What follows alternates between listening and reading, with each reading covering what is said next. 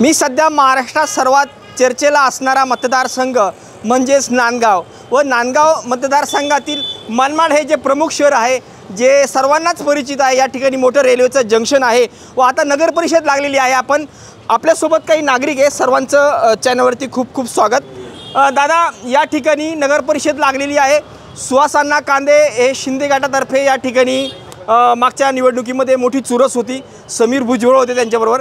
आता नगर परिषद लागलेली आहे, एक मान सन्मानाची आता मोठी लढाई आहे। आज माजी मुख्यमंत्री एकनाथ शिंदे पण या ठिकाणी येत आहे। मनमाडकरांच्या मनात नेमकं काय मी धरतो? मनमाडकरांच्या मनामध्ये जे आहे ते आज सांगणं फार अवघड आहे। अत्यंत सुप्त पद्धतीचा एक प्रचार सगळ्या ठिकाणी होतोय। त्याच्यामुळे शिंदे गट आणि भाजपा यांची युती जरी असली तरी त्यांच्यामध्ये मनमाड शहरामध्ये जे तुल्यबळ लोक होते जे आज राष्ट्रवादीबरोबर आहेत आणि शिवसेनेचा परंपरागत मतदारसंघ असलेला उद्धव साहेबांची जी शिवसेना आहे तो गट वेगळ्या पद्धतीने लढतो आहे। त्याच्यामुळे तिघांमध्ये पुढे काय होईल हे आज सांगणं फार अवघड आहे। एक मी जाणून घेतोय की या ठिकाणी जे नगराध्यक्ष पदाचे जे उमेदवार आहे साधारण सगळे उमेदवार किती आणि कोणत्या पक्षाचे आणि अपक्ष किती? अपक्षांचा विचार करण्याची काही आवश्यकता नाही, तरी पण केलं करावं लागेल कारण हे तीन पक्ष फार तुल्यबळ आहेत आणि शिंदे गटाचे बबुलभाऊ पाटील, राष्ट्रवादीच्या माध्यमातून उभे असलेले रवींद्रभाऊ घोडेस्वार आणि उबाठाच्या माध्यमातून उभे असलेले पिंटू नाईक हे तिघंजणं अत्यंत मातब्बर आहेत आणि तिघांमध्ये जी चुरस आहे त्या तुलनेमध्ये बाकीचे जे अपक्ष आहेत यांना मला कोण कोण आहे नेमकं? अपक्ष तो एक प्रवीण BSPचा एक उमेदवार आहे, नंतर डॉक्टर नितीन जाधव वंचितचा एक उमेदवार आहे आणि काही अपक्ष आहेत, काही जयश्री शिंदे वगैरे असं। ते काय वाटतं या ठिकाणी म्हणजे सुहास अण्णा कांदे पण आहे किंवा समीर भाऊ पण आहे, लोकांच्या मनात जे विकासाबद्दल जी चर्चा आहे एकंदरीत विकास कसा झालेला इथं? कांदे साहेबांनी विकास करून दाखवला यातवर वादच नाही कुठं काही, पण कांदे साहेबांनी केलेला विकास हा एक आमदार या नात्याने आणि त्यांना सध्या राज्यमंत्रीपदाचा दर्जा जो मिळालेला आहे त्या नात्याने तो विकास योग्य आहे। नांदगाव मतदारसंघामध्ये त्यांनी खूप चांगली कामं केलेली आहेत, भविष्यामध्ये काम करण्याचं त्यांचा प्लॅनिंग पण आहे। पण या सगळ्याच्या पार्श्वभूमीवर नगरपालिकेची निवडणूक जी असते ती वेगळ्या पद्धतीने बघितली जाते आणि त्यामध्ये मी आत्ता सांगितलं त्या पद्धतीने हे जे तिघही तुल्यबळ लोक आहेत यात पुढे कोण सरकेल हे आज सांगणं अवघड आहे। मनमाडची जनता सर्वांनाच माहिती, खूप जागरूक जनता आहे, बरोबर ज्यावेळेस जे करायचे ते एकदम परफेक्ट करते। अण्णांचं पण भरपूर नाव निघतंय, समीर भाऊ पण एक मोठं नेतृत्व आहे, तरी अण्णाचं काय काही लोकांना बरंचसं कौतुक होते, नेमकं कारण काय? विकास हाच कारण आहे ना, दुसरं काय कारण आहे? अत्यंत अल्पावधीमध्ये त्यांनी जे काही मनमाड शहरामध्ये, नांदगाव शहरामध्ये, तालुक्यामध्ये कामं करून दाखवली त्याच्यामुळे त्यांचं नाव निघतं। याच्या आधी जे आमदार होते त्या आमदारांनी जे काही केलं नाही ते कामं आमदार साहेबांनी करून दाखवलेले आहेत, तेव्हा नाव ज्यांनी काम केलं तसं निघेल। मनमाडकरांसाठी आता काय असा महत्त्वाचा विषय, आता काही विकास कामं तर झाले पण आता जो व्हायला पाहिजे असं एखादा विकास कामं झाले जरी असले तरी आज मनमाडकरांची फार मोठी अपेक्षा आहे की वाहतुकीकरता हे जे सर्वदूर रस्ते आहेत हे रस्ते चांगले होणं आवश्यक आहे। आज आपण बघतो की विकासाच्या माध्यमातून जे काही कामं चालू आहेत त्या कामामुळं रस्त्यांची स्थिती अवघड झालेली आहे, म्हणजे ते विकासाच्या वाटेवरच आहे, पण हे रस्ते जोपर्यंत चांगले होत नाहीत तोपर्यंत मला असं वाटतं मनमाडकरांचं समाधान होणार नाही। आणि दुसरी गोष्ट, लोकसंख्या वाढीमुळं वाहनं वाढतात, वाहनं वाढली की रस्ते कमी पडतात आणि मनमाडतल्या सगळ्या रस्त्यांवर जी प्रचंड अतिक्रमणं झालेली आहेत ही काढणं ही फार मोठं आव्हानात्मक काम आहे। ते जर कोणी केलं तर नक्कीच मनमाडकर त्यांना दुवा देतील। दादा नमस्कार, काय नाव? नमस्कार, मी विवेक हातेकर। सुहास अण्णा कांदेंनी मनमाडचा जो पाण्याचा प्रश्न होता तो त्यांनी मार्गी लावलेला आहे, पण रोडच्या बाबतीत सिनियर सिटीजन जे आहेत ते फार परेशान आहेत।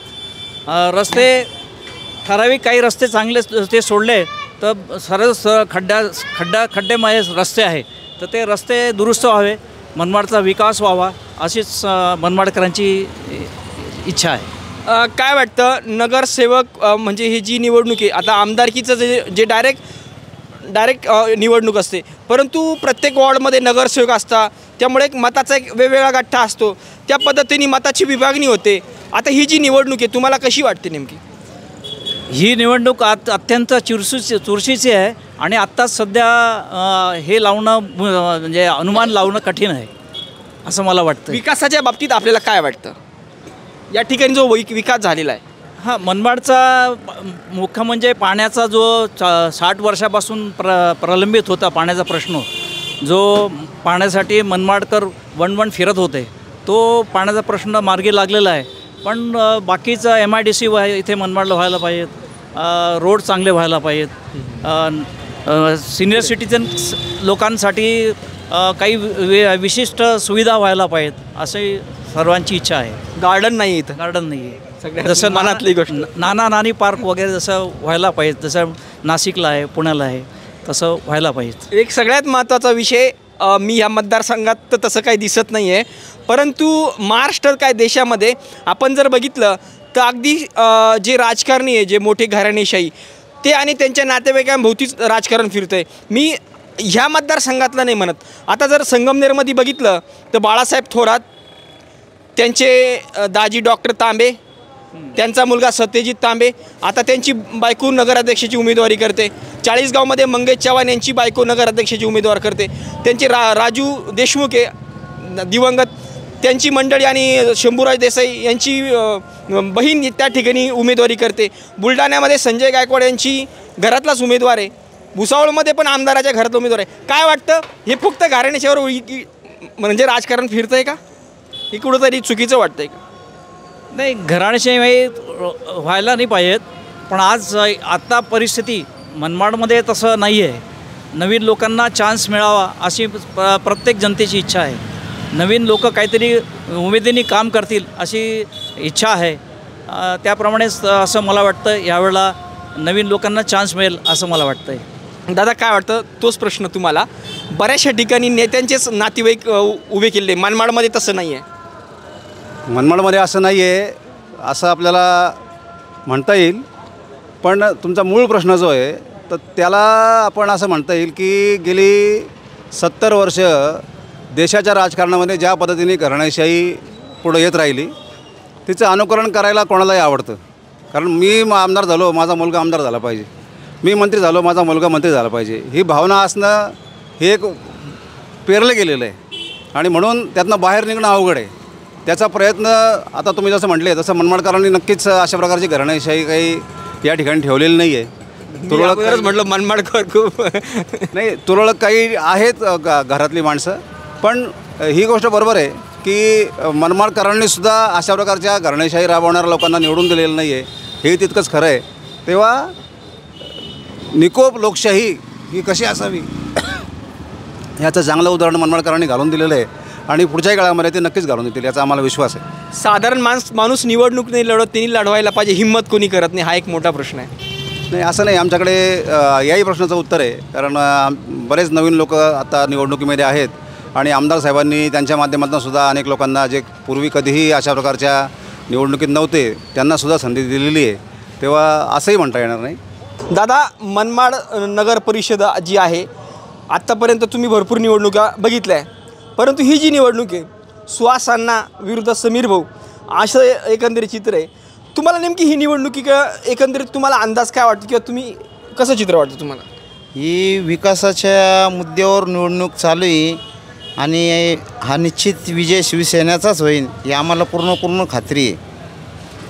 आणि जे अण्णांनी जे कामं केलेले मनमाड शहरात ते 50 वर्षापूर्वी कोणीच केलेलं नाही. जो इतिहास जो घडवलेला आहे त्या विकासावरच्या मताने जनता त्यांना मतदान आम्हाला शिवसेनेला देईल. दादा, तुमचं काय नाव, तुम्ही राहायला कुठं? माझं नाव पवन गवळी, मी राहणार गवळीवाडा मनमाड. ही विकासाच्या भरवशावर लढाई होणार आहे. जे येत्या काळात जे घडलं नाही ते अण्णांनी या 10 वर्षात करून दाखवलं, जेणेकरून विकासाच्या भरवशावर लढाई होणार आहे आणि शिवसेना हे पक्ष जिथून येणार आहे. दादा, आपलं काय नाव आणि कुठं राहिलं? माझं नाव दिनेश माळवतकर, मी राहणार शिवाई चौक.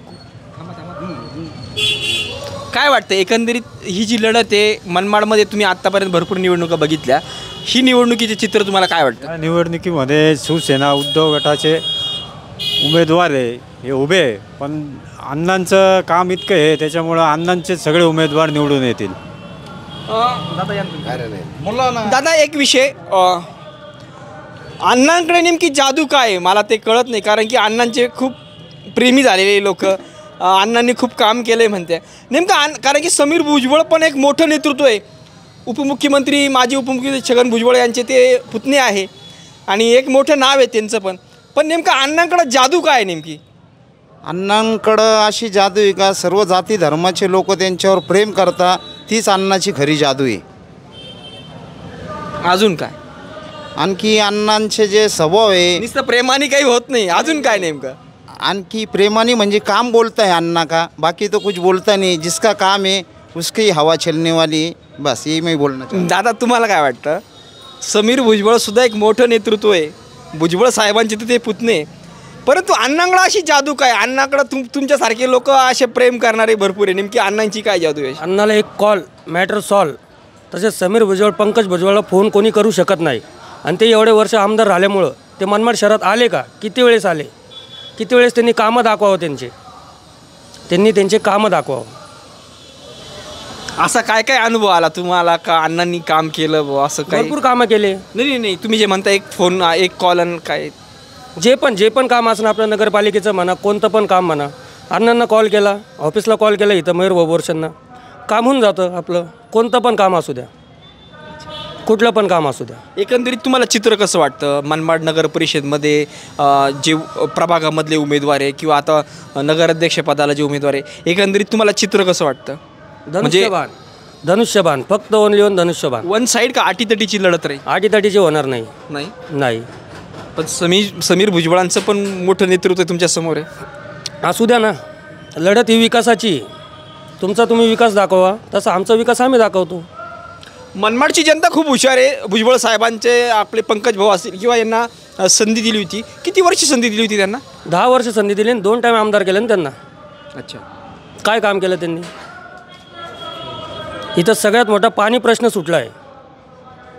सुहास अण्णांनी सगळ्यात मोठा करंजवनची पाईपलाईन वगैरे ओके एकदम ओके. पाणी 2 दिवसाला चालू झालं आहे.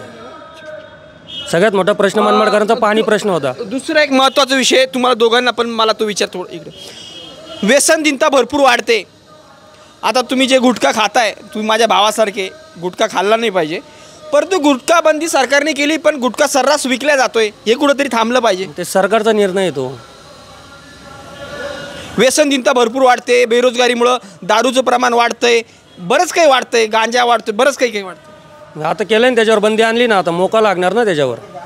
बरं, महत्त्वाचं जो गुटखा विकणार त्याच्यावर मोका लागणार. आता हे सगळं शासनाच्या हातात आहे, यांनी नियमित पालन करावं. तुमच्या डोळ्यासमोरचे उदाहरणं, कारण की मनमाड हे जंक्शनचं ठिकाण आहे, व्यसनदिनतेमुळे बरेच काही पराक्रम घडतात.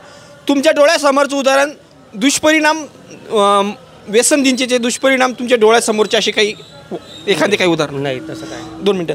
दादा, मनमाड हे जंक्शनचं ठिकाण आहे, व्यसनदिनता भरपूर वाढलेली आहे. वेगवेगळे व्यसन म्हणजे अगदी लहान मुलापासून तर काय वाटतं नेमकं मनमाडमधली परिस्थिती काय व याच्यामुळं सर्वसाधारण नागरिकांना सुद्धा मोठी किंमत चुकावी लागते? काही उदाहरणं मनमाडचे किंवा नाशिकचे, मनमाडचे. आता जसं नाशिकमध्ये आपलं SP साहेबांनी जसं जे केलेलं आहे, तसं मनमाडमध्ये तर असं काही विचित्र काम नाही आहे. आणि मनमाडमध्ये जे दादा लोक असन तर त्यांना PI खरे साहेब ते एकदम पूर्णपणे एकदम उरून उडत आहे. आणि मनमाड शहरात खरे साहेब हे एकदम 1 नंबरचे PI आहे. त्यांचे सहकारी टीम आम्ही त्यांचं सर्वांचं स्वागत करतो आहे. मनमाड शहर एकदम शांततेत चालू आहे एकदम. व्यसनदिनच्या बाबतीत तुम्ही स्टेशनचा परिसर बघत असाल, व्यसनदिनता भरपूर वाढलेली आहे. तुम्हाला असे काही उदाहरणं दिसलं का डोळ्यासमोर व्यसनदिनतेचे? नाही असं काही दिसलं नाही. आणि आमच्या मनमाड शहरात असं आहे बी नाही काही. आणि आमचे जे PI साहेब नाही, ते नाही का कापडावर वगैरे काहीतरी ते घेतात, ते पहिले 20 वर्षापूर्वी चालायचं, आता असं काहीच चालत नाही. जसे अण्णासाहेब आले तर पूर्ण मनमाड शहर स्ट्रिक होऊन गेलेले. PI साहेब बी चांगले एकदम, त्यांचे फॉलो त्यांची टीमची एकदम कडिकोट पुऱ्या मनमाड शहरात कोपरे कापरे एकदम वेळोवेळी चेक करता. कुठं काय असं आढळलं तर ते लगेच केस करता. एवढी गोष्ट सरकारने कायदा केलेला आहे, गुटखा बंद झाली पाहिजे, गुटखा बंद केलेला आहे, गुटखा सर्रास विकतोय. बरोबर, ही गोष्ट तुमच्या गोष्टीला माझी सहमत आहे. इथून पुढं असं काही दिसलं तर सरकारने आणखी कडक कारवाई करावी अशी माझी विनंती आहे. दादा नमस्कार, काय नाव आपलं? सुनील लोणावत. काय या ठिकाणी आता नगर परिषद निवडणूक लागलेली आहे, एकंदरीत मनमाडचं चित्र तुम्हाला नेमकं काय वाटतं? अण्णांनी जो उमेदवार दिलेला आहे त्याला निश्चितच बहुमताने निवडून येतील. ते अण्णांचं विकास काम फार आहे. गेल्या 5-7 वर्षापासून अण्णांनी जे महत्त्वाचा प्रश्न होता मनमाडचा पाणी प्रश्न तो सोडवलेला आहे. त्याच्यानंतर खूप विकास कामं केली, जसं स्टेडियम, नगरपालिकेच्या शाळा आहे, एक रस्ते, खूप विकास करतात आहे अण्णा. काहीच अडचण नाही आहे. बबलू भाऊ बहुमताने निवडून येतील. नाव काय उमेदवाराचं म्हटले? बबलू भाऊ पाटील. दादा आपलं काय नाव? माझं नाव गणेश सजगुरे. आणि अण्णांच्या बाबतीत म्हणजे अण्णांचा जो विकास मनमाड शहराला लाभला आहे त्याच्यावर ह्यावेळीचं मतदान होणार आहे. कारण आम्ही अण्णांचं फेस हा महत्त्वाचा समजतो. उमेदवारापेक्षा अण्णांनी जो विकास दिले, जे मनमाडला पाणी प्रश्न होता तो अण्णांनी झटक्यात पुढाकारांनी सोडवला. त्याबद्दल यावेळेसचं जे मतदान होणार आहे ते अण्णांना पाहूनच होणार आहे.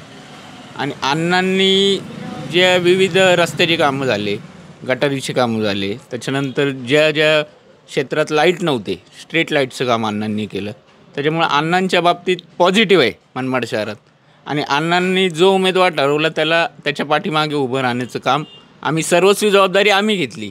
ती येणाऱ्या 3 तारखेला आम्ही दाखवू की अण्णांनी विकास काम काय केलं आणि त्याच्या बदल्यात आम्ही अण्णांना काय दिलं. दुसरा विषय दादा, या ठिकाणी नगराध्यक्ष हा थेट जनतेमधून निवडला जाणार आहे, त्यामुळं याच्याकडे खास असं विशेष नजरेने बघितलं जातं.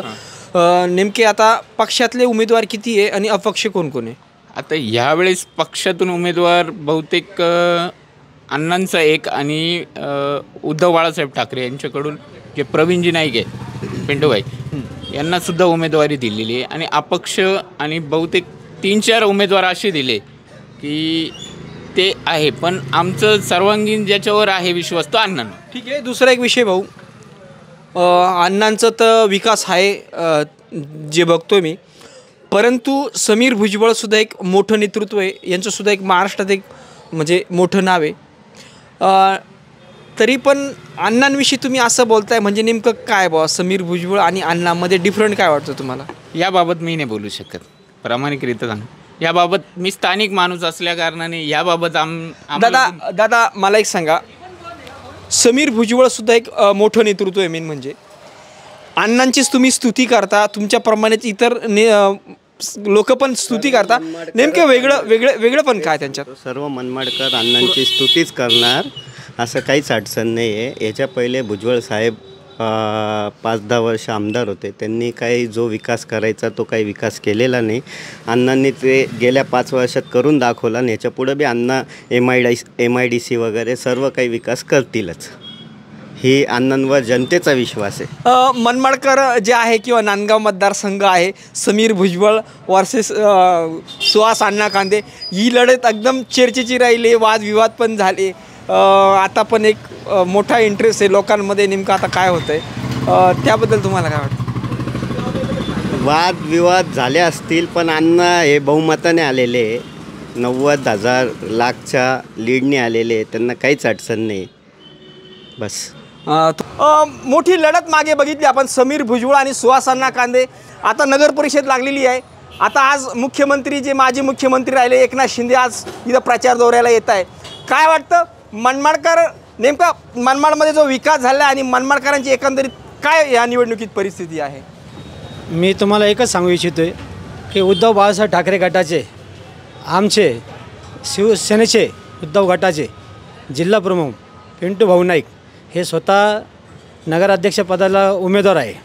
ते या मनमाड नगरीचे नगरसेवक आहे प्रथम. तर सर्वात मुळात म्हणजे त्यांनी नगराध्यक्षाचा फॉर्म भरलेला आहे आणि उद्धव गटाकडनं ते थेट नगराध्यक्षाला स्वतः उभे असल्या कारणाने हे मशाल मनमाड शहरामध्ये ही जवळपास चांगल्या मताने मशाल एकदम मनमाडला निवडून येणार आहे. आत्तापर्यंत तुम्ही भरपूर निवडणुकी बघितल्या आहे, मागची पण विधानसभेची निवडणूक तुम्ही बघितली, पण ही जी निवडणूक आहे एकंदरीत तुम्हाला अंदाज काय वाटतो? म्हणजे आता समजा जे इथं जे वॉर्ड आहे, साधारण वॉर्ड किती येते? मनमाडला 16 वार्ड आहे, 33 नगरसेवक राहणार आहे. बरोबर. आणि नगराध्यक्षपदासाठी किती उमेदवार आहे? नगराध्यक्षपदासाठी जवळपास 7-8 आहे.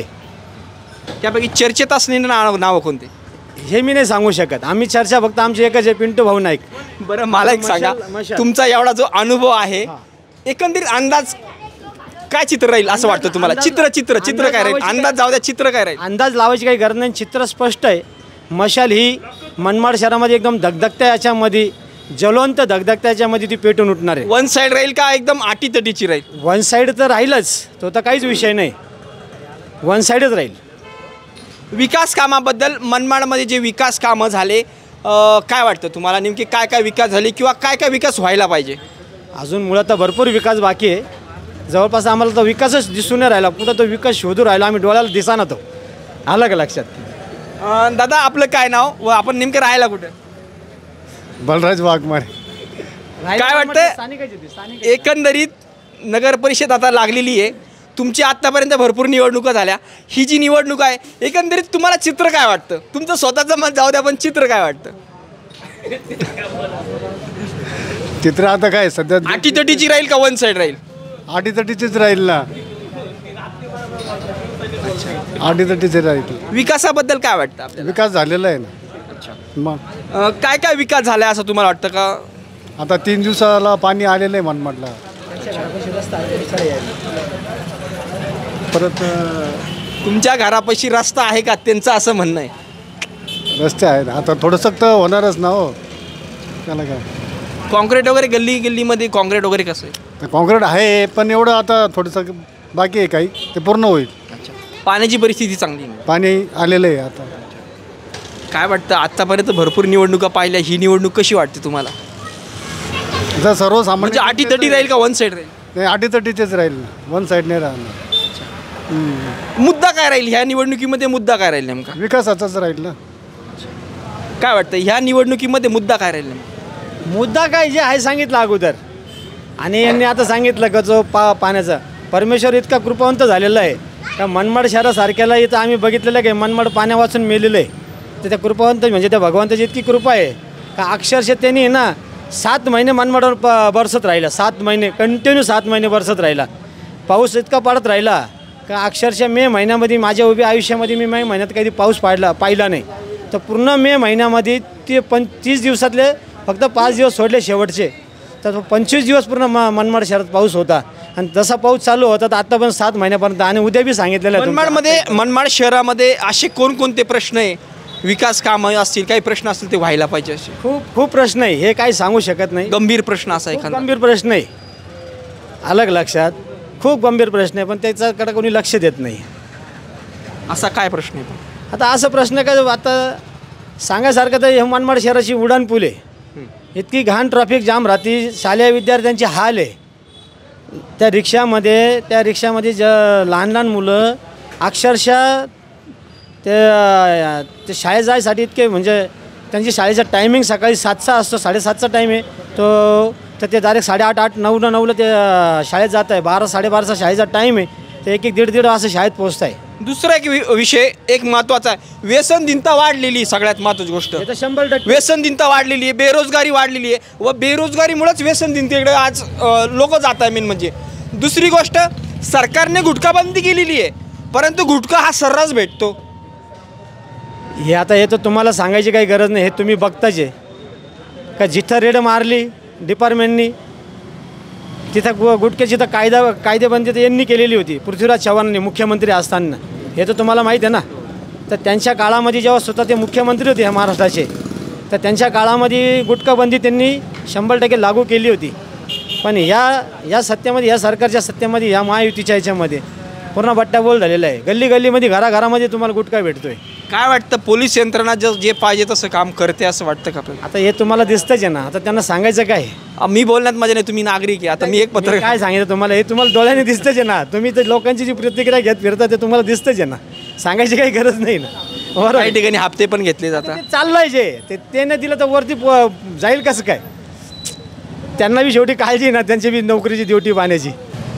दादा व्यसनदिनता व्यसनदिनता भरपूर वाढलेली आहे, म्हणजे अगदी मनमाड असेल, नाशिक असेल, सर्वच ठिकाणी व्यसनदिनता वाढलेली आहे. एकंदरीत मनमाडमधली परिस्थिती काय व ही थांबावं म्हणून काय केलं पाहिजे? त्याच्यावर कठोर कायदा तयार झाला पाहिजे. अक्षरशः मनमाड नाशिक जिल्ह्यामध्ये वयाच्या 10 वर्षाच्या पोरापासून तर डायरेक्ट रुंदांपर्यंत अक्षरशः व्यसनधीन झालेले. नाशिक जिल्ह्याला या तुम्हाला तर सांगायची काही गरज नाही, तुम्ही तर पत्रकार आहेच होता. पूर्ण नाशिक जिल्ह्याला या ड्रग्सचा विळखा पडलेला आहे. लहान लहान मुलं अक्षरशः शाळेत जाणारे, कॉलेजला जाणारे मुलं अक्षरशः व्यसनाधीन झालेले.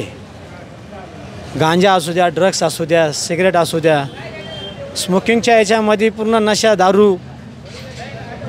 वयाच्या लहान पोरगं आज सांगायला गेलं तर वयाच्या लहान मुलं पहिले ह्या इलेक्शनमध्ये असू द्या किंवा कोणते बी याच्या काही कार्यक्रम असू द्या, पहिले ते म्हणतात आम्हाला आमची सोय काय, आमची दारूची सोय काय. बरोबर आहे का नाही? बरोबर. आणि ह्या गांजाचा तर विषयच नाही राहिला.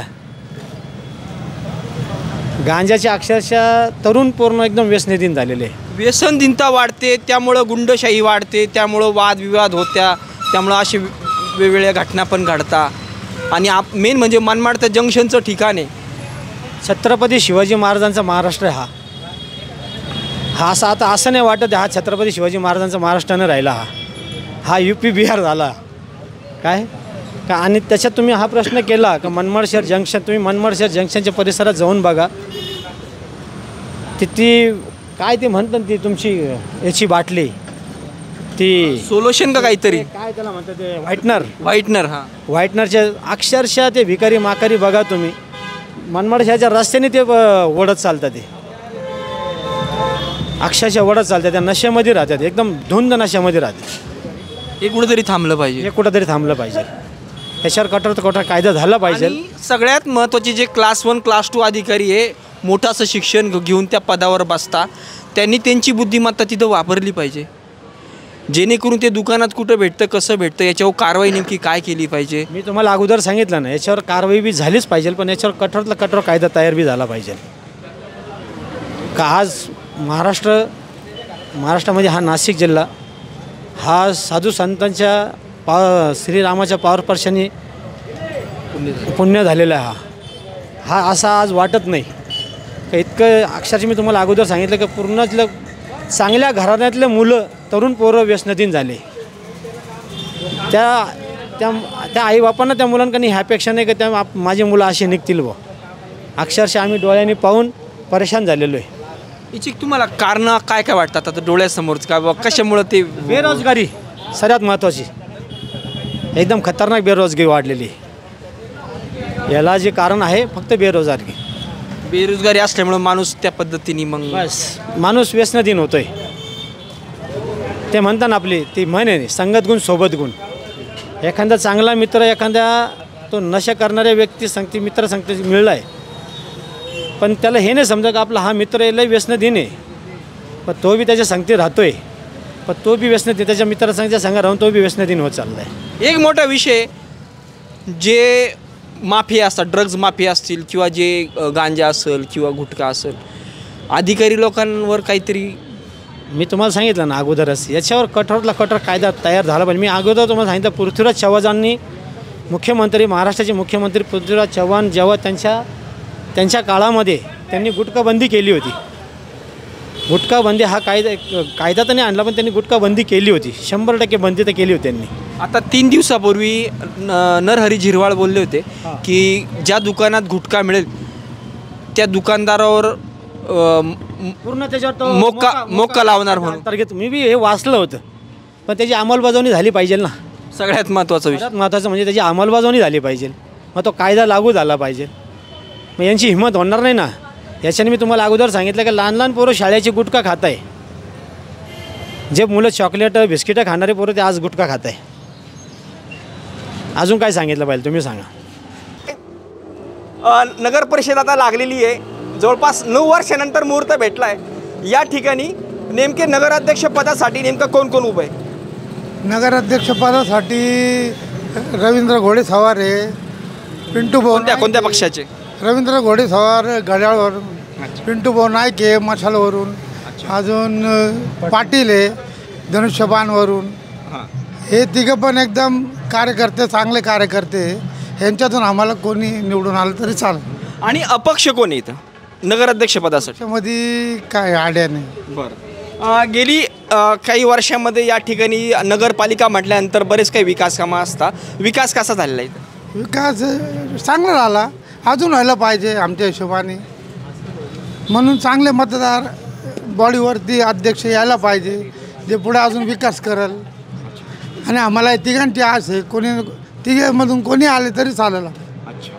मनमाडकरांना कोणी चालतं. दादा काय वाटतं, संपूर्ण महाराष्ट्राचं या ठिकाणी लक्ष लागलेलं आहे, कारण की या ठिकाणी समीर भाऊ भुजबळ एक मोठं नेतृत्व आहे व सुहास अण्णा कांदे हे पण एक मोठं नेतृत्व आहे व एक मान सन्मान म्हणून या निवडणुकीत बघितलं जातं. दुसरी गोष्ट, या ठिकाणी विकासाचा निधी जो असतो यामार्फत बराच काही निधी पण येत असतो. काय वाटतं या ठिकाणी, काय एकंदरीत उमेदवार कोण कोण आहे आणि काय परिस्थिती आहे? याच्या पहिले जेवढे पण आमदार झाले 70 वर्ष मनमाड फक्त पाणीच करत होतं. आता महिला म्हणता पाणी बंद करा, अशी कंडिशन झाली. 20 दिवस 30 दिवस पाणी होतं, ते 4 दिवसावर आलं, 4वरून 2वर आलं, आता तासावर आलं. महिला पाणी भरून वैतागून गेल्या. याच्या पहिले पाणी करून थकथक करत होत्या. आता गावाचा विकास हळूहळू होईल, गॅप येतो भरत जाईल. सगळ्यांनी मिळून एक छत्री जर सत्ता दिली तर सगळ्यांचे कामं व्यवस्थित होतील. बरोबर आहे. जनतेला माहीत झालं पाहिजे या ठिकाणी नगराध्यक्ष पदासाठी नेमके कोणकोणत्या पार्टीचे कोण उमेदवार उभे आहे अपक्षसहित? धनुष्यबाण निशाणीवर पाटील आहे, घड्याळ निशाणीवर घोडेस्वार आहे, मशाल निशाणीवर प्रवीण नाईक आहे. तिघं पण हे जुने नगरसेवक आहे आणि याच्यातून अनुभवी आहे. माझी अध्यक्षाचा मुलगा आहे, कोणी माजी नगराध्यक्ष राहिलेलं आहे, कोणी 30 वर्षाचे नगरसेवक झालेले आहे. प्रत्येकांना अनुभव आहे. पण मनमाडवाल्यांचं एकच म्हणणं आहे आता का एक छत्री सत्ता दिली तर काम व्यवस्थित होईल. मनमाडच्या दृष्टीने विकास या ठिकाणी झालेला आहे, निश्चितच झालेला आहे असं मनमाडवासीय किंवा तालुक्यामधून मी बघतोय, त्याबद्दल काही हे विषय नाही. परंतु मनमाडमध्ये आता लोकांच्या मनात नेमकं काय की काय काम आता होणं गरजेचं वाटतं? मनमाडच्या ह्याच्यात MIDC एरिया जो पहिला विषय सगळ्यात थंड बस्त्यात गेलेला होता तो आता चर्चेत आलेला आहे. नवीन पिढीला रोजगार मिळाला पाहिजे, व्यापारी मार्केट थोडंसं शांत आहे, ते व्यवस्थित होईल त्याच्यानी. आणि जे छोटे वर्कर लोक आहे त्यांना 2-4 पैसे हातात येतील तर मार्केटला रोनक येईल. तुम्ही काय बोलले? 4 पदरी पुलाचे काम पण आता होणार आहे हे आम्ही ऐकले. म्हणजे रेल्वेचे आता इकडे अपघात लय होता, बरोबर, पूल छोटा आहे म्हणून त्याचे काम आता व्हायला पाहिजे ही अपेक्षा आहे आम्हाला. दादा नमस्कार, आपण नेमकं राहायला कुठे व आपलं नाव? राहायला मी आस्तगाव माजी उपसरपंच आहे. आणि म्हणायचं जर म्हटलं तर शहरात विकास तर पण ग्रामीण भागात पण भरपूर विकास झालेला आहे.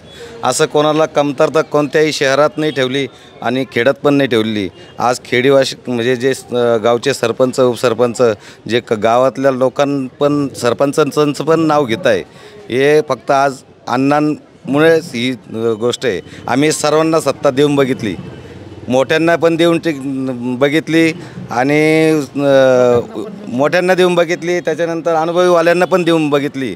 पण अण्णांना हा अनुभव नसताना सुद्धा अनुभव दाखवून दिला लोकांना.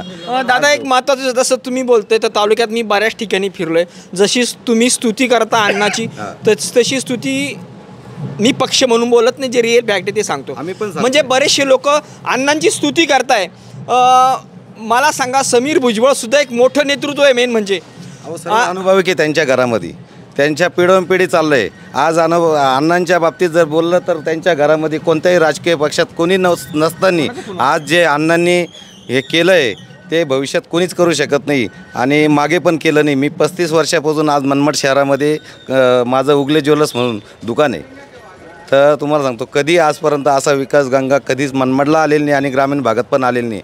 पाणी हा ग्रामीण भागात पण संपवला आहे आणि शहरात पण संपवलेलं आहे. अण्णांची एवढी स्तुती होती, नेमकं काय काय कारण आहे? असे डोळ्यासमोर असे काय विकास कामं झाले का त्यामुळे जनता खुश आहे? भरपूर रोड, रस्ते, पाणी प्रश्न, शहरात पण मंदिरं, त्याच्यानंतर अजून सभामंडप, काही महान यांचे पुतळे आहेत, ते सर्व म्हणजे असं कोणीच करू शकलं नाही. महान पुरुषांचे पुतळे जे आहेत ते झालेले कधी आत्तापर्यंत कोणी करू शकलं नाही. आता मनमाड शहरात तुम्ही उठता बसता म्हटल्यानंतर तुम्हाला मनमाड शहराचा चांगला अभ्यास असेल, या ठिकाणचे नेते पण माहीत असेल. मला एक सांगा, या निवडणुकीत तुम्ही कसं बघता? म्हणजे एकंदरीत तुम्हाला अंदाज काय वाटतो? सर्व नगरसेवक जे उभे, समजा किती प्रभाग आहे इथं, त्यानंतर नगर अध्यक्षाच्या उमेदवार जे आहे सध्या, एकंदरीत स्थिती तुम्हाला काय वाटते? माझं तर प्रभाग किती इथं? प्रभाग 16 आहे ना, 16 प्रभाग आहे. बरं. तर 99% बाजू अण्णांची मजबूत राहणार आहे हे 100% मी आज पण सांगतोय. परंतु नगरसेवक म्हटल्यानंतर पंचायतीसारखी गत असते, कारण की प्रत्येक वॉर्डात म्हणजे आपण उमेदवार कसा देतो याच्यावर सुद्धा खूप अवलंबून आहे. त्याच्यानुसार मतं हे वळवावळवी होऊ शकते. उमेदवार पण असे भक्कम दिलेले अण्णांनी तर सर्व छानून दिलेले, या बाबतीत कोणी असा विचार करू नये या बाबतीत. बस दुसरा एक विषय दादा, महाराष्ट्राचं राजकारण कुठं चाललं आहे. आपण जर बघितलं तर भारत देश स्वतंत्र होण्यासाठी अनेक क्रांतिकारी चळवळी झाल्या, अनेक तरुणांनी आपल्या म्हणजे बलिदान दिलं, नंतर आपला देश स्वतंत्र झाला. परंतु राजेशाही गेली, इंग्रजांनी 150 वर्ष राज्य केलं, त्याच्यानंतर भारत स्वतंत्र झाला, लोकशाही आली, गरीब माणूस पण उभं राहण्याचा अधिकार गरिबाला सुद्धा भेटला. परंतु आज जर विचार केला तर संगमनेरमध्ये बाळासाहेब थोरात त्यांचे म्हणजे तुमचे ते तांबे, डॉक्टर तांबे पण निवडणूक लढवली, त्यांचा मुलगा सत्यजित त्यांनी पण निवडणूक लढवली, आता त्यांची बायको तिथं नगराध्यक्षाची निवडणूक लढवते. 40गावमध्ये पण बघितलं तर मंगेश चव्हाण यांची बायको नगराध्यक्षाची निवडणूक लढवते. राजू देशमुख यांची बायको आणि शंभूराजे देसाई यांची बहीण तिथं निवडणूक लढवते. बुलढाण्यामध्ये पण संजय गायकवाड यांच्या घरातला उमेदवार दिला आहे. काय वाटतं, प्रत्येक महाराष्ट्रामध्ये अगदी नातेवाईकाभोवतीच राजकारण फिरतंय? मनमाड शहरात, नांदगाव तालुक्यामध्ये तसं असं अण्णांनी इथलं नाही बोलत मी, आपण सर्वांगीण. नाही पुऱ्या महाराष्ट्रात जरी झाले असेल पण अण्णांच्या बाबतीमध्ये प्रत्येक अधिकार आहे. पण तो अण्णांनी हा घरातल्या माणसांचा उपयोग कधी करून घेतला नाही त्यांच्याकडून. साल्याला पण नाही दिला आणि त्यांच्या कुटुंबात नाही आणि त्यांच्या नातेवाईकात पण नाही असं म्हणायला काय हरकत नाही. अण्णा जर वगळता बरेच असे काही नेते की ते संधी साधू आणि फक्त स्वार्थ वेगळा आणि स्वार्थीपणा वेगळा. त्यांच्या सुरुवातपासून जर ते आमदार नाही, मंत्री जरी असेल तर ते आमदार राहतील, आमदाराचे नगरसेवक राहतील, नगराध्यक्ष राहतील, ग्रामपंचायतमध्ये सुद्धा भाग घेतील, असे पण काही काहींचे दिवस येतील असं मला वाटतंय. दादा काय वाटतं नेमकं आता ही जी मनमाडमध्ये जी निवडणूक आहे, एकंदरीत जे नगरसेवकाचे जे तुम्ही उमेदवार दिलेले, समजा सगळ्याच पार्टीनी नगराध्यक्षाचे पण उमेदवार दिले, एकंदरीत तुम्हाला लढत ही नेमकी कशी वाटते? म्हणजे एकंदरीत म्हणजे लढत ही चांगल्या प्रकारे होईल. ज्या पद्धतीने आमदारकीला सुहास अण्णा कांदे वन साईड चालले, त्याच पद्धतीने नगरपालिकेत बी वन साईड चालतील, धनुष्यबाण जास्त चालेल. दादा आपल्याला नेमकं काय वाटतं, आता आपलं बरंच काही आपण निवडणुका बघितल्या असेल, नगरसेवक जे इतर सर्व पार्ट्यांनी दिलेले, त्यानंतर नगर अध्यक्षाचे उमेदवार दिले किंवा अपक्ष किंवा असं, एकंदरीत कशा पद्धतीची लढत तुम्हाला वाटते? ही कसं बघता तुम्ही? अटीतटीचीच लढत आहे, अटीतटीची लढत होईल, पण अण्णाला जास्त सीट भेटेल. अच्छा ठीक आहे.